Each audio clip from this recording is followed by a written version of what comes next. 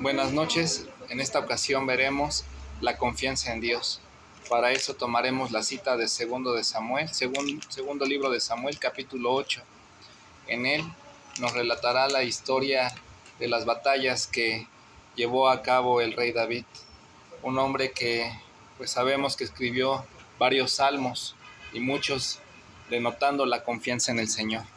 Como dice el Salmo 147, oh Dios, Señor, poder de mi salvación, tú cubriste mi cabeza en el día de la batalla. En esta narración veremos cómo pues el Señor veló por la integridad de este rey. Y para eso tengamos presente de que este libro pues escribió en una fecha que data del 1105 a.C. hasta el 971 a.C., en donde se ve la vida del profeta Samuel, la unción del rey Saúl y su subsecuente, o su sucesor, que fue el rey David.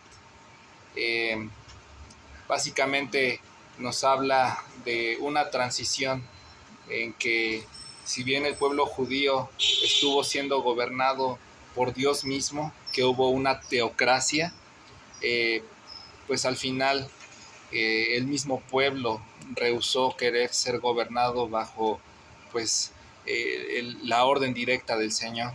Ellos querían de alguna forma parecerse a los demás pueblos y ellos básicamente quisieron pues un sistema monárquico, es decir, pues a un gobernante humano. El Señor pues sabía de estos planes que se iban a presentar y conforme a eso pues Él dio autorización para que se diera ese cambio, esa transición. Esto está en Deuteronomio 17, versículos 14 y 15. Dice: ciertamente pondrás sobre ti al rey que el Señor tu Dios escoja, a uno de entre tus hermanos pondrás por rey sobre ti. Como les decía, veremos pues en este tiempo del reinado de David, pues que tuvo que confrontar a los enemigos del pueblo judío, entre los que destacan pues fueron los filisteos y los moabitas. Así que, considerando todo esto, veamos el texto. Vamos a irlo desarrollando por secciones y explicando brevemente lo que trata. Dice así, segundo de Samuel, capítulo 8, versículo 1.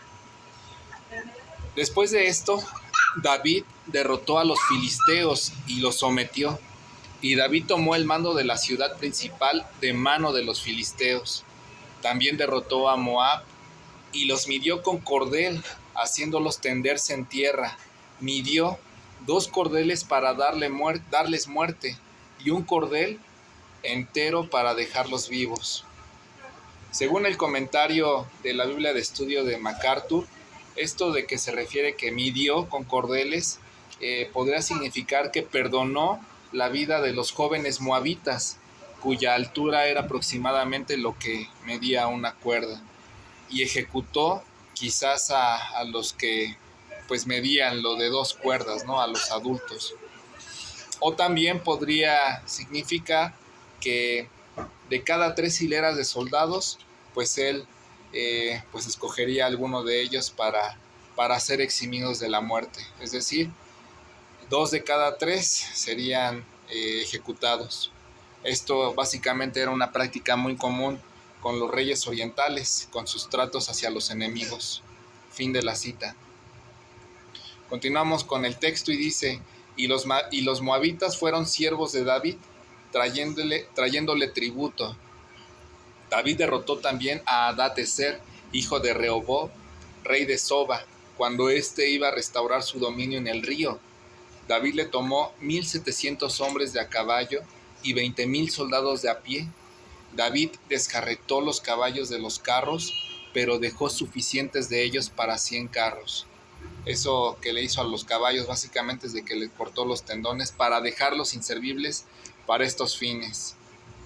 Y lo que se puede ver en sí es que Dios le había prometido a David que exterminaría a sus enemigos delante de él, según 2 de Samuel capítulo 7, versículo 9.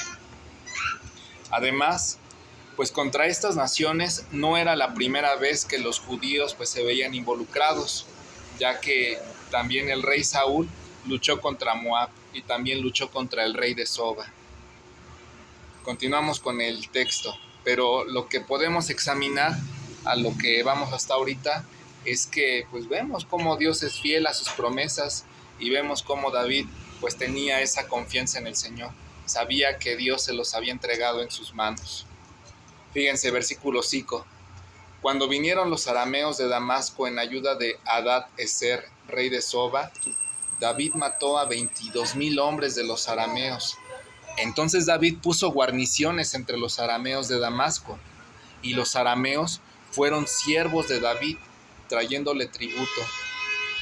Y el Señor ayudaba a David donde quiera que iba. David tomó los escudos de oro que llevaban los siervos de Hadad-Ezer y los trajo a Jerusalén. Sencillamente eran pues instrumentos no de guerra, sino más bien como de adorno. Versículo 8 y dice, y de Beta y de Berotai, ciudades de Hadad-Ezer, el rey tomó una gran cantidad de bronce. Pues nuevamente este texto se ve, o esta narración también se ve en Primera de Crónicas, capítulo 18. Allí vemos que pues el Señor ayudaba a David en donde quiera que iba, y sus enemigos terminaban siendo sus siervos.